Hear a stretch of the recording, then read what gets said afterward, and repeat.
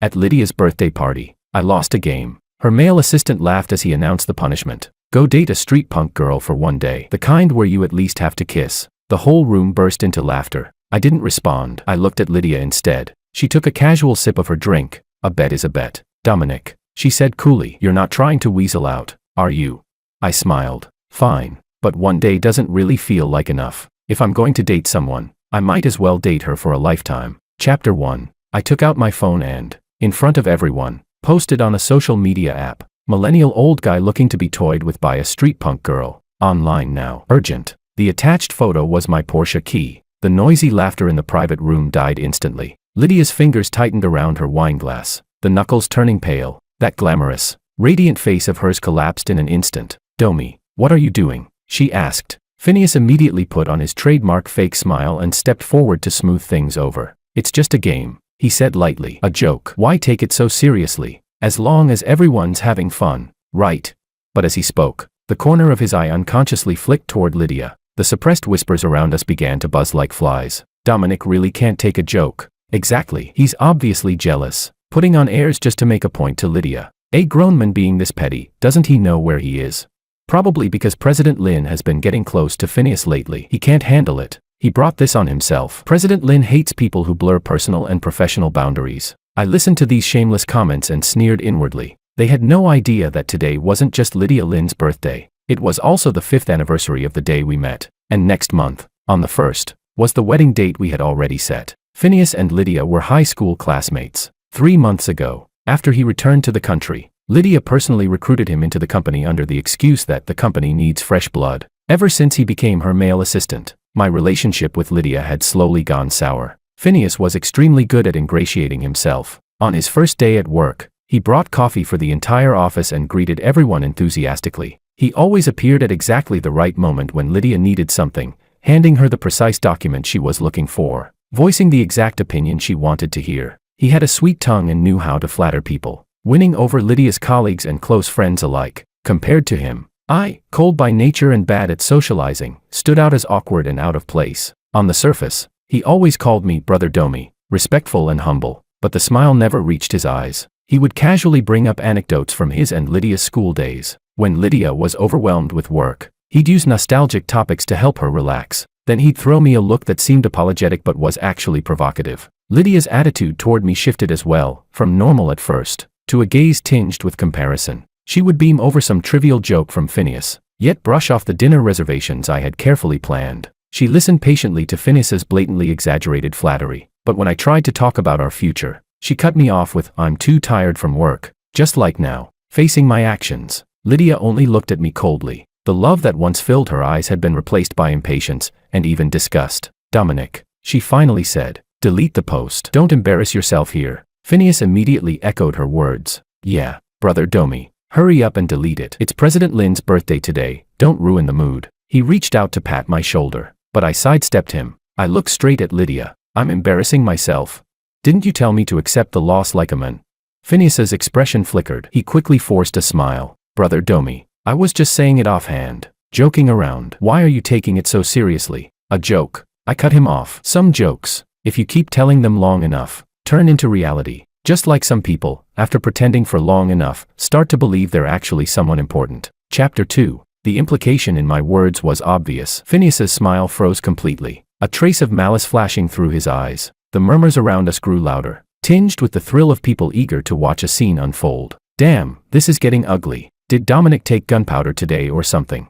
He's probably been holding it in for too long, but stirring things up like this, he's just pushing President Lin away. Lydia Lin took a deep breath, clearly suppressing her anger. Dominic, she said, I'll say this one last time. Delete the post. Then apologized to Phineas. With a cold laugh, I picked up my phone and, under everyone's gaze, added another line beneath the post. Note, not a joke. Sincerely looking in it for a lifetime. Then I turned the screen toward them. I clearly saw Lydia's pupils shrink violently, her expression shifting from dark to ashen. I accept that I lost the game. I accept the punishment. As for apologizing, my gaze swept past the diamond ring on Lydia's ring finger, the one I had saved a full year's salary to buy. Back when she first put it on, she had smiled so happily. I refuse. Sensing the tension, others hurried forward to smooth things over. Lydia's chest rose and fell. She shot me a vicious glare before finally forcing her anger down. no longer mentioning deleting the post or demanding an apology. When it came time to cut the cake, the atmosphere became especially delicate.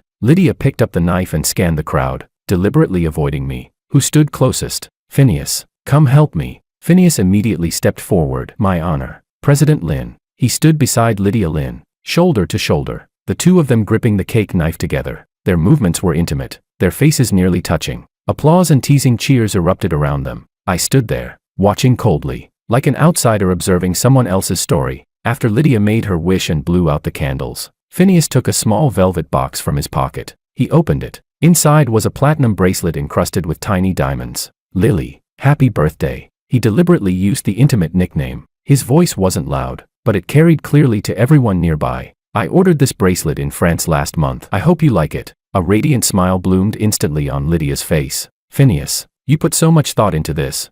As long as it's from you, I love it. She directly slipped off the translucent emerald green jade bangle from her wrist and casually placed it on the nearby table. The motion was as careless as discarding an unnecessary object. That bangle had been personally handed to her by my mother before she passed away, our family's heirloom, meant for the future daughter-in-law. Come on, help me put it on. Lydia extended her wrist toward Phineas, her tone carrying a hint of coquettish softness. Phineas carefully took out the sparkling bracelet and gently fastened it around Lydia's slender wrist. His fingertips brushed her skin ever so lightly. They exchanged a smile. Wow, it's gorgeous. It's so sparkly, such a unique design. Yeah, way prettier than that old-fashioned bangle just now. Exactly, this one actually matches President Lin's vibe and wrist. Assistant Phineas has such great taste, so thoughtful.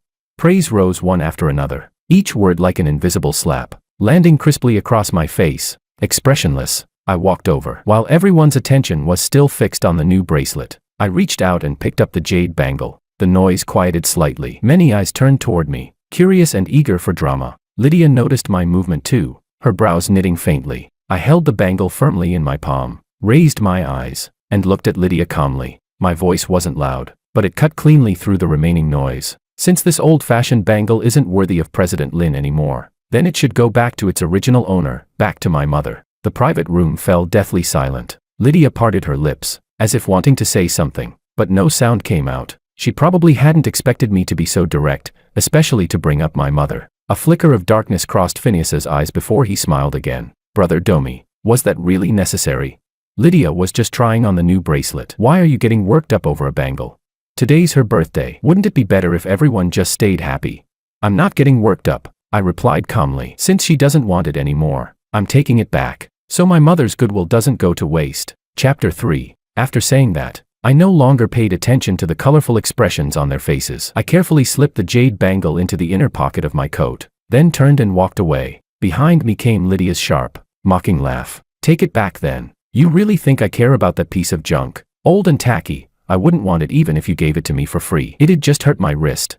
Phineas hurried after me and grabbed my arm, lowering his voice but still loud enough for nearby people to hear. Domi, don't act on impulse. President Lin is just saying that out of anger. If you walk away like this, things are really going to blow up. I violently shook his hand off. The force was strong enough to make him stagger half a step. The mask of fake concern on his face nearly cracked. Phineas, spare me. I shot him a cold glance. You're overacting. Lydia's voice cut sharply through the air. Phineas, don't bother with him. Let him go.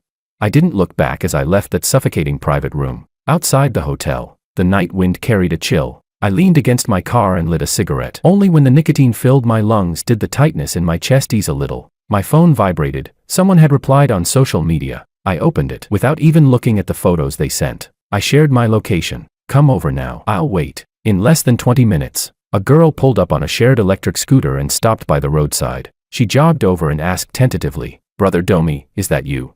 I'm Jane. I looked her over. Classic street punk girl style. Short skirt, tight top, dyed hair, heavy eye makeup. But surprisingly, there was a hint of timidity in her eyes, and her voice was quite gentle. I stubbed out my cigarette. Let's go. I'll take you somewhere. Jane followed obediently. Sitting in the passenger seat, she looked a bit stiff, careful not to touch anything. I drove to a bar nearby that I frequented, not ultra-luxury, but decent enough. We took a booth. I ordered her a beer and got myself a cola. She took small sips, not talking much, occasionally sneaking a glance at me.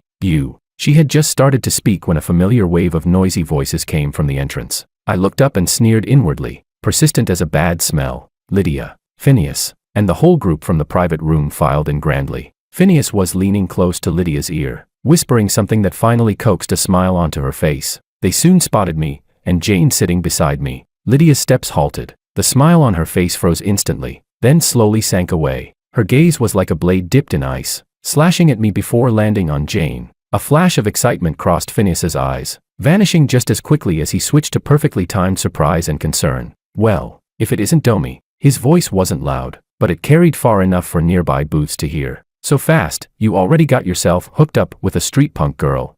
He deliberately stressed the word hooked up, drawing a wave of snickers from the people behind him. His gaze swept over the girl across from me like he was appraising merchandise, a sneer curling at his lips. Seriously, Domi, even if you're mad at President Lin, there's no need to degrade yourself like this, right? Compared to President Lin, this kind of girl is worlds apart, heaven and dirt. He shook his head with a sigh, looking deeply pained. Fine if you're just fooling around, but don't take it too seriously. Be careful you don't catch something nasty, ruin your whole life. The words were vicious and cruel. Jane's body stiffened abruptly beside me. She lowered her head even further. Her fingers gripping the glass turned white. Assistant Phineas is right. A woman who always sucked up to Lydia immediately chimed in, scanning Jane from head to toe with a critical look. Just look at how she dresses. That vibe. Clearly not a respectable woman. Dominic, when did your taste get this bad? Another man snorted. Exactly. She's not even worthy of carrying President Lin's shoes. Dominic, aren't you just deliberately slapping President Lin in the face? Guess he's gone full self-destruct mode. Can't get the best, so he picks the worst. So pathetic. Chapter 4. They spoke one after another. Their voices weren't loud, yet every word was barbed. Phineas stood among them, smiling faintly, seemingly trying to mediate. All right. Everyone say a little less. Brother Domi probably just lost his head for a moment. Lydia kept her face cold the entire time. Her chin was slightly raised, as if she were watching a farce that had nothing to do with her. Only her tightly pressed lips and the anger surging in her eyes betrayed her true emotions. She probably felt that me being with a girl like this was a massive insult to her. I ignored the buzzing noise around me like flies, took a sip of my cola, then looked at Phineas. Finished? Phineas's smile didn't change. Domi, don't misunderstand. We're doing this for your own good. For my own good. I cut him off, my gaze shifting past him to the arrogant woman beside him. Lydia, keep your dog on a leash. The dog barks too loudly. I find it annoying. Lydia's expression changed abruptly. Phineas's smile froze, but he quickly covered it up and sighed. Dominic, how can you speak to President Lin like that? I didn't look at him again. Instead, I turned to Jane, who had been keeping her head lowered the whole time. Her shoulders were trembling slightly. I couldn't tell whether it was fear or anger. Lydia shot me a cold glance, the corner of her lips curling into a mocking smile. Don't bother these two dogs anymore. Let's go drink. She turned around, and Phineas immediately followed, his arm hovering possessively behind her waist. The group surrounded them and moved toward a large booth that had been reserved not far away. Amid the music, Phineas's gaze still drifted over from time to time, carrying an undisguised, sinister smile. I couldn't be bothered with him. Jane, call all your friends over. As many as you can. Tonight's on me. Jane froze for a moment and looked up at me, uncertainty in her eyes.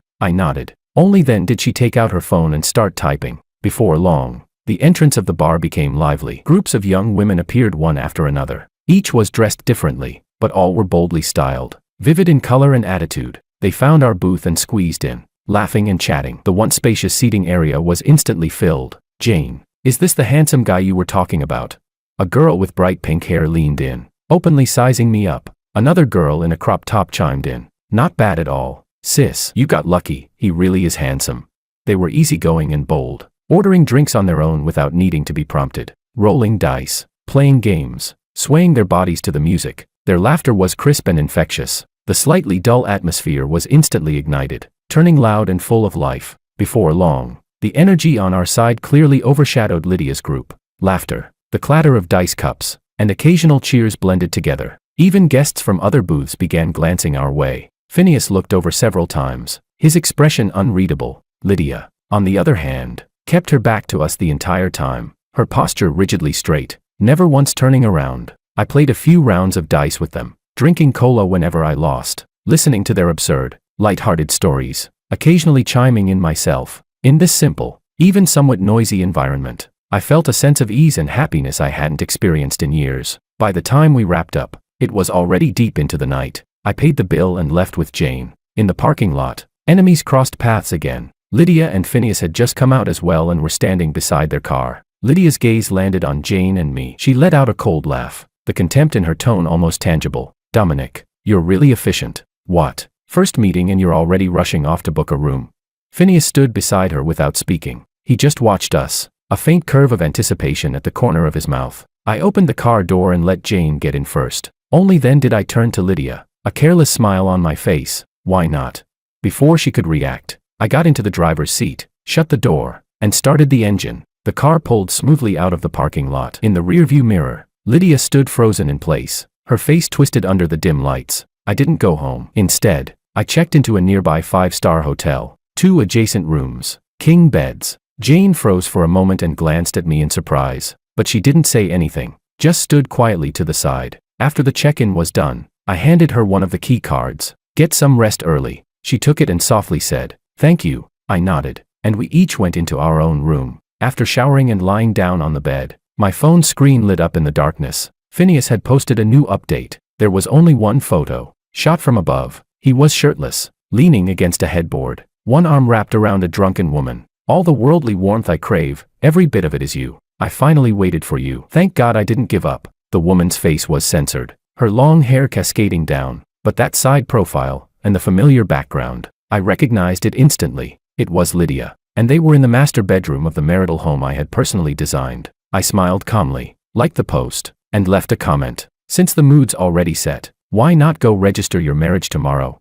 Chapter 5. Early the next morning, I left Jane a sum of money. I also found a hotel notepad and wrote just a few words. You're a good girl. Try to find a proper job in the future. Don't degrade yourself anymore. When I returned to the company, whispers followed me everywhere. That's him. He really went to a hotel with a street punk girl last night. He looks decent on the surface, but he's actually shameless. President Lin must have been blind. Working with someone like that is such bad luck. I treated it all as background noise, drafted a resignation letter, and headed straight for the president's office. Lydia was sitting behind the large desk. Her makeup was flawless, but it couldn't hide the fatigue and irritation lingering in her eyes. When she saw me, she clearly froze for a moment. What is it?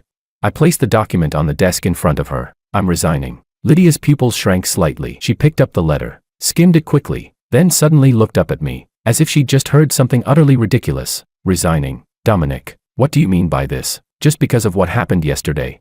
It doesn't mean anything. I met her gaze calmly. I'm just tired. I want a break. Her voice shot up. Dominic, don't play this game with me. All this over a joke at a birthday party. Over Phineas? You're really that fragile?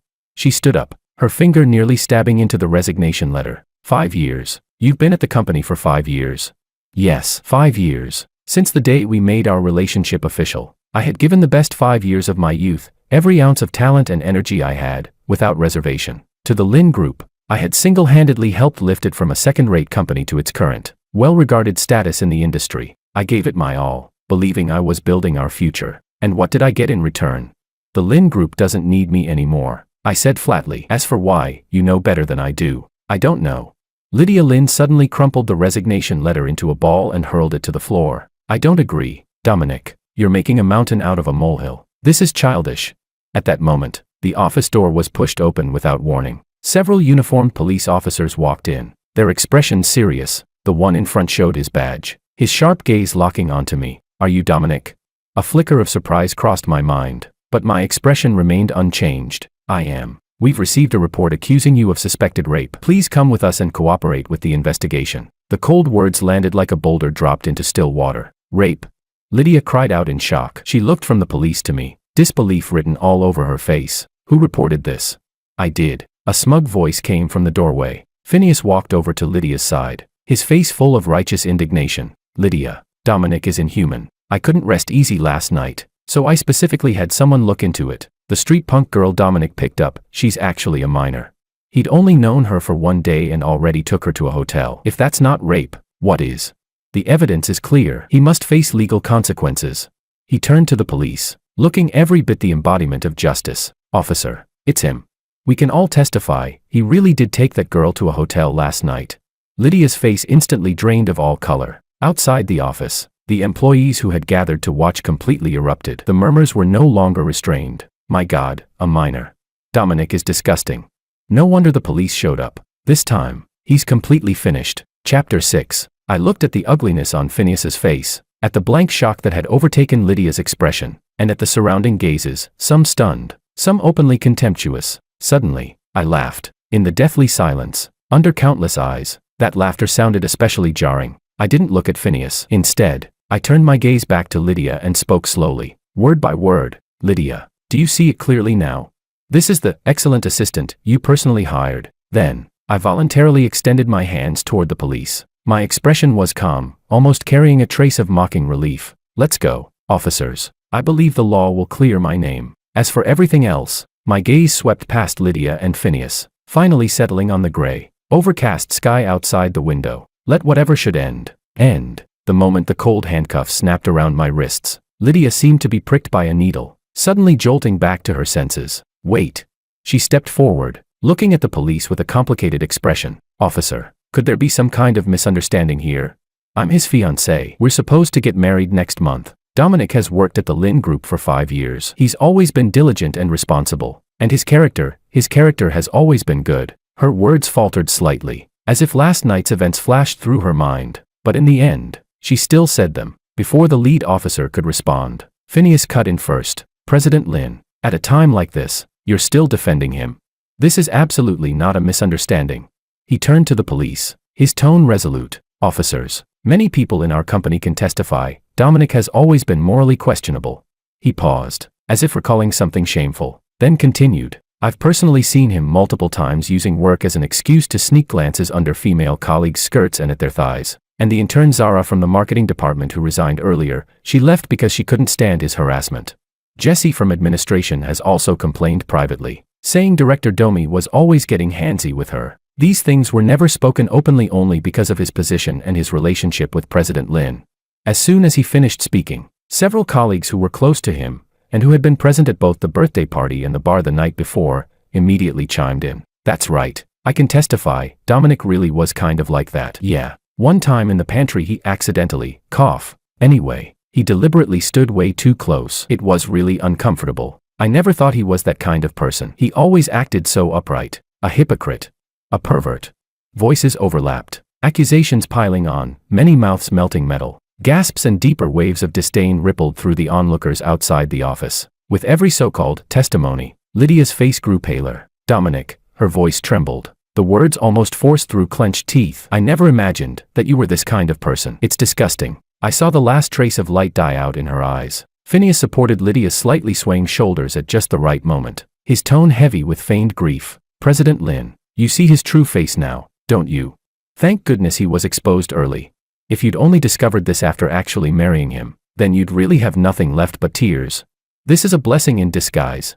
His words sounded like comfort, but in truth they were a poison-dipped blade, severing any lingering hesitation or residual affection Lydia might still have had. I listened quietly, without defending myself. The police had clearly seen scenes like this many times before and spoke to me in a businesslike tone. Dominic, since a report has been filed and relevant leads have been provided, you must cooperate fully with our investigation. If there truly is a misunderstanding, we will not wrong an innocent person. Now, please come with us. Chapter 7. I nodded and turned around on my own initiative. I let the police escort me as we passed through the crowd, which automatically parted to either side. Behind me came Phineas's gentle, consoling voice. President Lynn, don't be sad. Someone like him isn't worth it. Lydia replied coldly. I'm not sad. From today onward, I have nothing to do with him anymore, and Dominic is fired. A tide of murmurs surged behind us. I really didn't expect this. You never really know someone. President Lynn is so pitiful. Just then, the elevator doors opened. Lydia's father stepped out, beaming, as he led several guests with him. Lydia, this is the chairman of the Chan Group, the leading enterprise in City A. He had barely begun the introduction when his words caught in his throat. He froze in place, staring at the scene before him. Several police officers, me, wearing cold handcuffs, and a crowd of employees with mixed expressions. Lydia, what's going on here? He demanded. Before Lydia could answer, Phineas, like a hunting dog that had caught the scent of an opportunity, immediately squeezed forward. Plastering on a fawning smile, he pointed at me and said to Lydia Lynn's father, Chairman Lynn, you came at just the right time. This Dominic is truly a beast in human skin. Last night was President Lynn's birthday, yet he actually took an underage street punk girl to a hotel. I couldn't stand by and watch, so I called the police. Scum like this must never be tolerated. His voice was impassioned, as if he were the embodiment of justice itself. Lydia's father's expression darkened instantly. His sharp gaze swept over me, then moved to Lydia, whose face had gone pale. Chairman Chan frowned slightly, a calm but assessing look in his steady eyes. At that moment, a petite figure stepped out from behind Chairman Chan. She had removed last night's exaggerated makeup, now dressed simply in a clean t-shirt and jeans, her hair restored to its smooth black color. But that face, those eyes, I recognized them immediately. Jane Chan. At that moment, her face was full of anger, her clear eyes glaring fiercely at Phineas. You're lying. This gentleman didn't touch me at all last night. He booked 2 rooms. I slept in mine. He slept in his. On what grounds are you slandering him? Her crisp voice exploded like a thunderclap in the silent office. The smugness and self-righteousness on Phineas's face froze instantly. Chairman Chan's expression grew grave. He looked at Jane Chan, his tone calm but authoritative. Jane, is what you're saying true?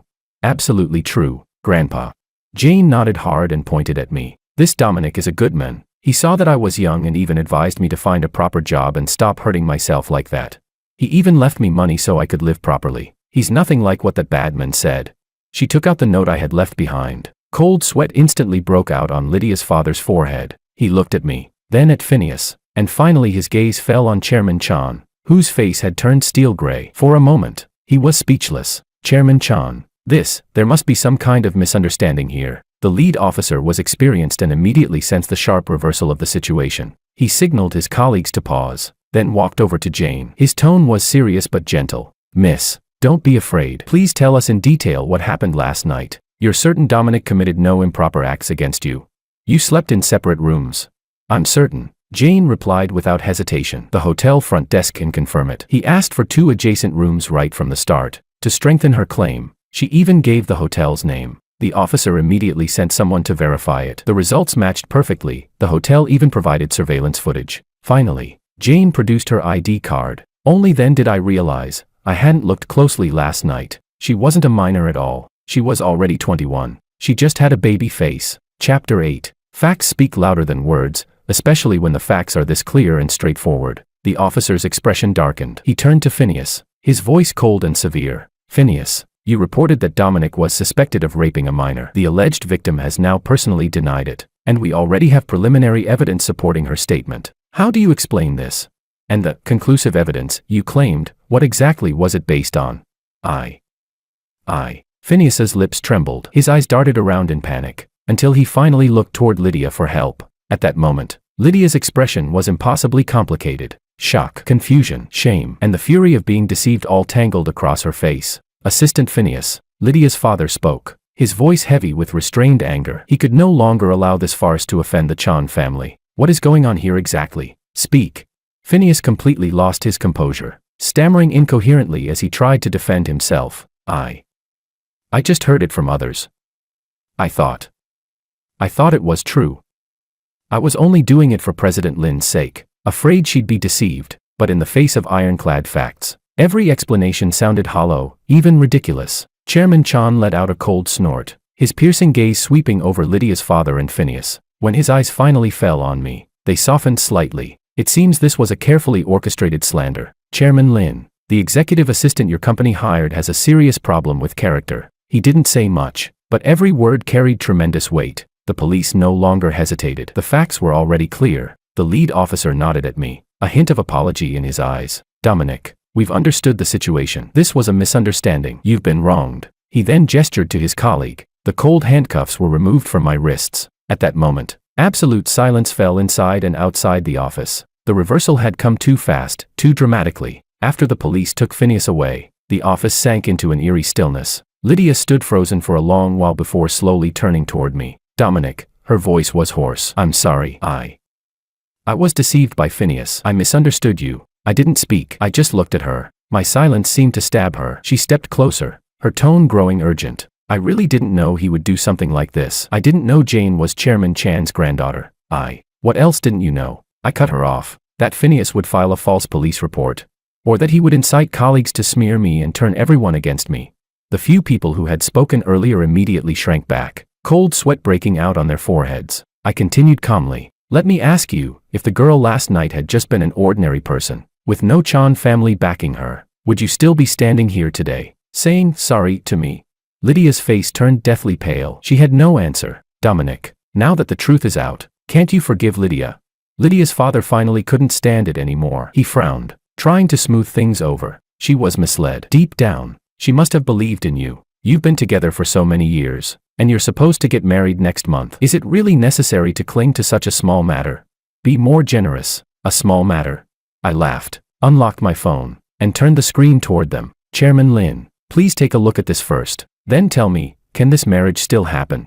On the screen was Phineas's social media post from last night. Lydia's pupils contracted violently. All the color drained from her face, even her lips went pale. This is. Lydia's father saw it too. The words stuck in his throat, his old face flushing red, then white. Chairman Chan, who had been watching coldly from the sidelines, suddenly let out a short laugh. It wasn't loud, but it struck clearly into everyone's heart. Chairman Lin, it seems your daughter and that assistant Phineas are truly birds of a feather. Their acting skills are both quite impressive. He paused, then spoke decisively. In that case, all cooperation plans we previously discussed are hereby cancelled. Goodbye. Chairman Chan, please wait. Only then did Lydia's father truly panic. He no longer cared about saving face and hurried after him. This is all a misunderstanding. Phineas, that despicable man, caused all of this.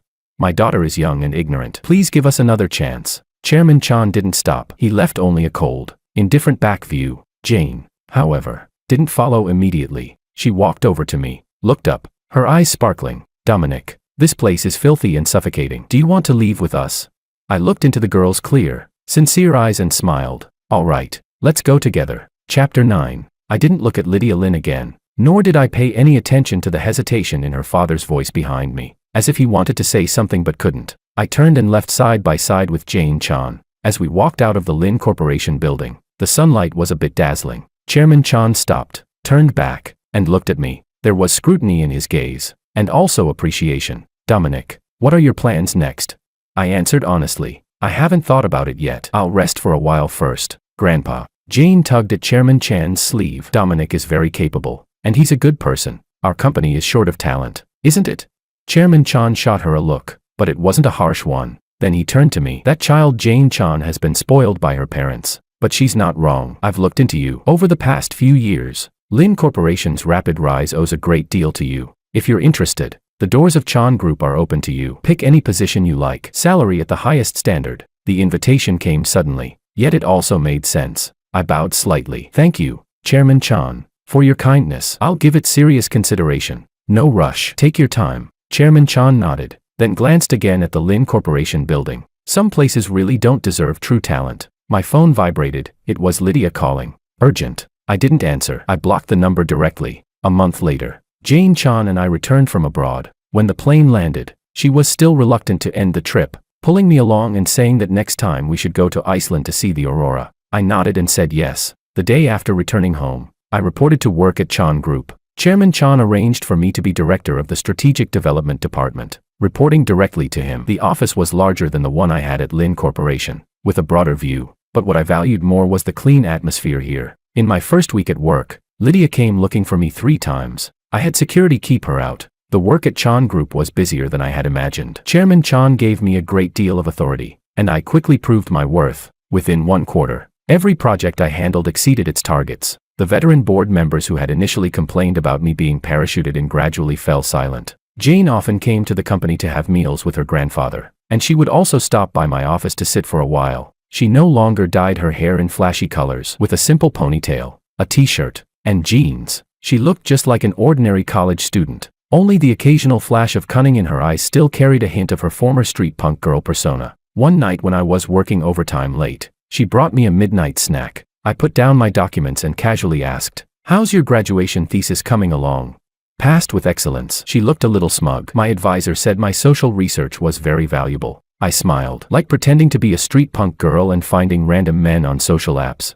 That was necessary. She wrinkled her nose, but it really did let me see a lot of people and things I'd never normally encounter. I didn't ask further. Everyone has their own way of growing up. She chose a very unique path, but one that did no harm. News from Lin Corporation still reached my ears from time to time. After Chan Group canceled the partnership, several partners who had been sitting on the fence also withdrew one after another. Lydia's father tried to turn things around, but the company's morale had already collapsed. Phineas's case was sentenced, 1 year and 6 months for false accusation and framing. Time passed quickly. In the blink of an eye, A full year had gone by at Chan Group. At the company's annual gala, Chairman Chan personally presented me with the annual contribution award. Below the stage, Jane was smiling even more happily than I was. After the celebration banquet, I drove her home. The car stopped outside her family's villa, but she didn't rush to get out. My graduation ceremony is next week. Will you come? Of course. She fell silent for a moment, then said, my grandpa said that if you attend my graduation ceremony, it would be best if you do so as my fiancé. I turned my head to look at her. The streetlight shone through the car window, falling on her serious face. All right, I nodded. Her eyes lit up instantly. She leaned over and quickly kissed me on the cheek, then pulled open the car door and ran off. A few days later, there was a business reception I hadn't planned to attend, but the host was a longtime partner of the Chan Group, and Chairman Chan asked me to show up on behalf of the company. I didn't expect to run into Lydia there. She had lost a lot of weight, wearing an out-of-season evening dress, standing alone in a corner. When she saw me, she immediately walked over. Dominic, I was wrong. Tears streamed down her face. Phineas, and everything before that, it was all my fault. I shouldn't have treated you that way. I said nothing. Lin Corporation can barely hold on anymore. She wiped her tears away. My dad is sick. I'm the one propping the company up now. A lot of senior employees have left, and the remaining projects also. I interrupted calmly. May I ask what any of this has to do with me? She suddenly grabbed my wrist. Dominic, can we start over, please? I know you still love me, just like I still love you. We had 5 whole years together. I gently pulled my hand back. Next month, Jane and I are getting married. She froze where she stood, her face turning deathly pale. Jane, that street punk girl. You're marrying someone like that just to get back at me. She is my fiancée. I cut her off. Please show some respect. Lydia's lips trembled as tears kept falling. She looked at me for a long time, and finally understood that there was no turning back. In the end, she staggered away, her figure disappearing into the crowd. At some point, Jane appeared beside me and handed me a glass of champagne. Feeling sorry for her, I took the glass and clinked it against hers. Do you know what I once promised her? What? To find a street punk girl to fall in love with, and love for a lifetime. She laughed, her eyes curving into crescents. A lifetime is very long, Dominic. I know. Jane,